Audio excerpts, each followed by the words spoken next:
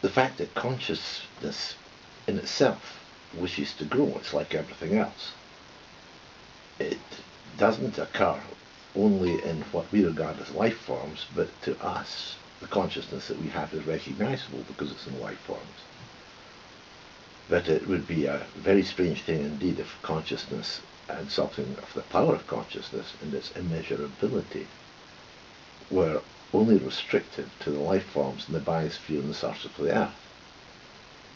The proposition is that consciousness extends to all parts of manifestation and is in fact one of the basic moving forces. It in fact is the basic moving force of all manifestation. It is an ancient idea, and it certainly has prevailed throughout all of mankind from the very earliest days, that there is any form of history attached to whatsoever, be it archaeological, paleontological. The evidence is that there has been an awareness of a conscious creation. And you'd have to ask yourself, what did that awareness arise from in the first place? And it is simply the fact that a human being is a conscious created creature, has a spiritual ground, and the spiritual ground is by far the greater part of the human being rather than manifest phenomena.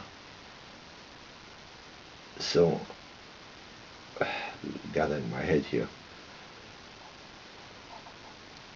what is being said of consciousness now is, and the book in consciousness, is that once you have the model of creation in your mind, once you have the format of it, if you like, in your conscious mind, then your conscious mind works on the subconscious consciousness of yourself, and it formulates it. It, if you like, it files everything into the right place. And consciousness as a creative force itself, like all other creative forces in it, is in a constant state of metamorphosis. And that constant state of metamorphosis tends towards growth. It must also tend towards decline as well, naturally, as everything else does.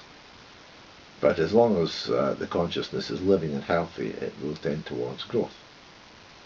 And that growth is the concept of enlightenment. So if you read the book and go through the book and understand the content of the book, which is by far the hardest part of it, then it will automatically within itself become a system within the consciousness of the reader that will start to increase his own consciousness.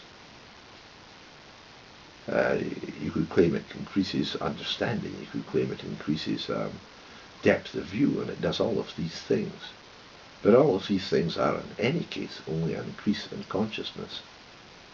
Literally the horizons of the world, when the world is understood as the entire compass, or the entire compass of your consciousness. And that's about it, really.